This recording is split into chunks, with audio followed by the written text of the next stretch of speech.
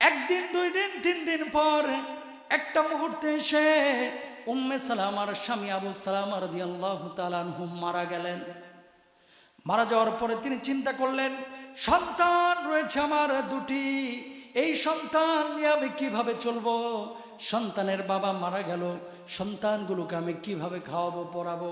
এমন চিন্তা হওয়ার কথা কি কথা না বলেন? কর্মক্ষম ব্যক্তি যদি মারা যায়, মা সবচেয়ে বেশি টেনশন করে বাচ্চা নিয়ে, ঠিক কিনা? আপনাদের এলাকায় মনে কেউ মরে না, না? তাহলে একটু সাড়া শব্দ দিয়েন। উম্মে সালামা রাদিয়াল্লাহু তাআলা আনহু বলেন, আল্লাহর নবীর সেই ঘটনাটি আমার মনে পড়ে গেল। আমার স্বামীর ইন্তেকালের পরে দোয়াটি আমি বারবার পড়ছিলাম আর চিন্তা করছিলাম, আমার স্বামী তো মারা গেছে, আমি আমার স্বামীর চাইতে উত্তম কোনো স্বামী আর হয়তো বা পাবো না।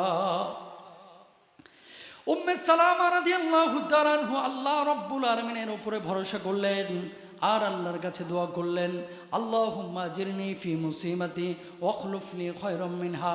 একদিন যায়, 2 দিন যায়, 3 দিন যায়, 4 দিন যায়, হঠাৎ আল্লাহর নবী বিশ্বনবী সাল্লাল্লাহু আলাইহি ওয়াসাল্লাম কয়েক মাস পরে তার বাড়িতে এসে হাজির। আল্লাহু আকবার বলেন। আল্লাহর নবী আড়াল থেকে বললেন, উম্মে সালামা তুমি কেমন আছো?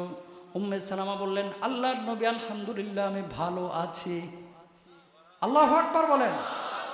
আল্লাহর নবী বললেন, উম্মে সালামা তোমার যদি কোনো বুদ্ধি না থাকে, আমি যতটুক জানতে পেরেছি তুমি পারিবারিকভাবে একটু চিন্তিত রয়েছো। যদি তোমার কোনো সমস্যা না থাকে, আমি বিশ্বনবী মুহাম্মদুর রাসূলুল্লাহ সাল্লাল্লাহু আলাইহি ওয়াসাল্লাম তোমাকে স্ত্রী হিসেবে গ্রহণ করতে চাই। উম্মে সালামা চিন্তা করেছিল, আমার স্বামী আবু সালামা রাদিয়াল্লাহু তাআলা আনহু দুনিয়া ছেড়ে চলে গেছেন, এই স্বামীর চাইতে ভালো কোনো স্বামী আমি পাবো কিনা, এমন চিন্তা করছিল আর আমলটা করছিল। আমার আল্লাহ রব্বুল আলামিন তার দোয়াটাকে এতটাই প্রায়োরিটি দিলেন, প্রাধান্য দিলেন, কবুল করলেন যে তার স্বামীর চাইতে লক্ষ কোটি গুণ উত্তম